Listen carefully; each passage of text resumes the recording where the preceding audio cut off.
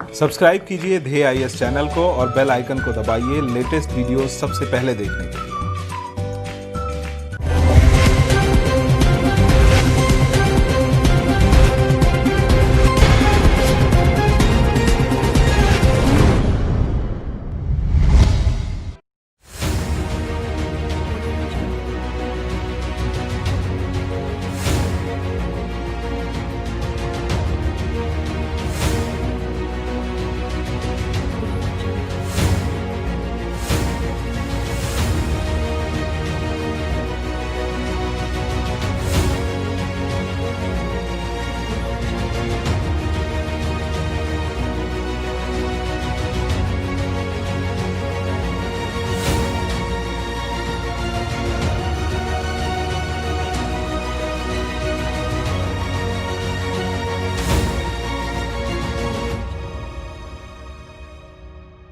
संयुक्त अरब अमीरात हाल ही में इजराइल के साथ शांति समझौते पर हस्ताक्षर करने वाला पहला खाड़ी का देश बन गया।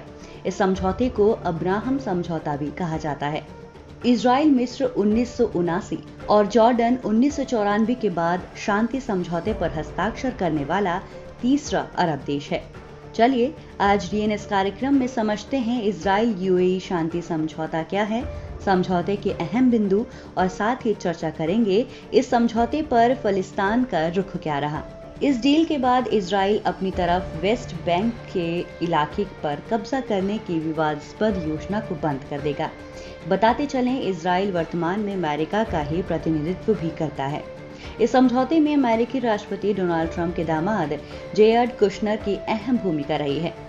प्रोफेसर पाशा मानते हैं कि वर्तमान में यूएई और सऊदी अरब दोनों ही पाकिस्तान से नाराज हैं, लेकिन इस समझौते के बाद भविष्य में पाकिस्तान भी इजराइल से समझौता कर सकता है।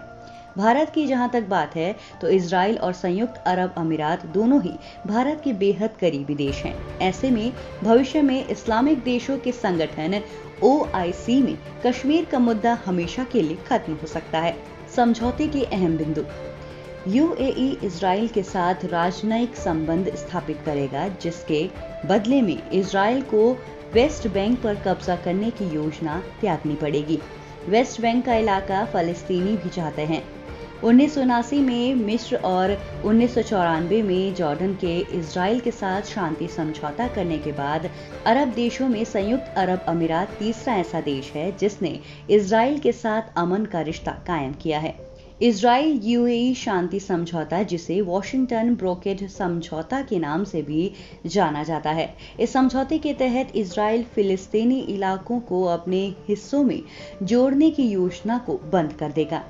वेस्ट बैंक इजराइल और जॉर्डन के बीच का एक इलाका है। फिलिस्तीनी की असल प्रशासनिक राजधानी रामल्ला वेस्ट बैंक इजराइल और जॉर्डन के बीच मौजूद है। इजराइल ने 1967 में 6 दिनों तक चले अरब इजरायली युद्ध के दौरान इसे अपने नियंत्रण में ले लिया था। आने वाले सालों में इजराइल ने यहां बस्तियां स्थापित की। इस समझौते के अनुसार इजराइल और यूएई आने वाले हफ्तों में सीधी उड़ानों, दूरसंचार, पर्यटन, ऊर्जा, सुरक्षा और स्वास्थ्य देखभाल पर समझौतों पर हस्ताक्षर करेंगे। साथ ही दोनों देश मिलकर कोविड-19 का मुकाबला करेंगे। समझौते पर फिलिस्तीन का रुख: फलस्तीन के राष्ट्रपति महमूद अब्बास ने समझौते की कड़ी आलोचना करते हुए समझौते को संयुक्त अरब अमीरात द्वारा किया गया धोखा करार दिया है। फलस्तीनी नेताओं ने यूएई, इजराइल और अमेरिका के बीच हुए त्रिपक्षीय समझौते को सिरे से नकार दिया है। महमूद अब्बास के एक वरिष्ठ सलाहकार ने इस समझौते को जेरूसलम, अल अक्सा और फलस्तीन तीनों के लिए धोखा बताया। फिलिस्तीनी इस्लामी राजनीतिक संगठन हमास ने इस समझौते को नकार दिया और कहा कि यह समझौता फिलिस्तीनियों के हक में नहीं है। हालांकि हमास संयुक्त राज्य अमेरिका के अनुसार एक इस्लामी आतंकवादी समूह है जिसने गाजा पट्टी पर अपना कब्जा कर रखा है। एक नजर डालते हैं इस पूरे मामले पर। अरब इजराइल युद्ध के अंत में जॉर्डन ने वेस्ट बैंक पर कब्जा कर लिया था। 1967 में इजराइल ने फिर से वेस्ट बैंक का इलाका वापस ले लिया। 1967 के दौरान इजराइल को सीरिया, मिस्र और जॉर्डन की संयुक्त सेना ने शिकस्त दी। क्षेत्र की भू राजनीति पर असर: अगर सारे अरब देश एक साथ आ जाते हैं तो इससे सुन्नी देश एक साथ हो जाएंगे और शिया बहुत से इलाके जो ईरान की सरपरस्ती में आगे बढ़ रहे हैं उनके लिए खतरा पैदा हो जाएगा। इजराइल और अमेरिका सालों से ही यही चाह रहे हैं। ईरान और इसके सहयोगी सीरिया, लेबनान, इराक, लेबनान में हिजबुल्ला और यमन के हौती विद्रोही युद्ध के बाद कमजोर हो चुके हैं और उनकी ताकत खत्म हो गई है।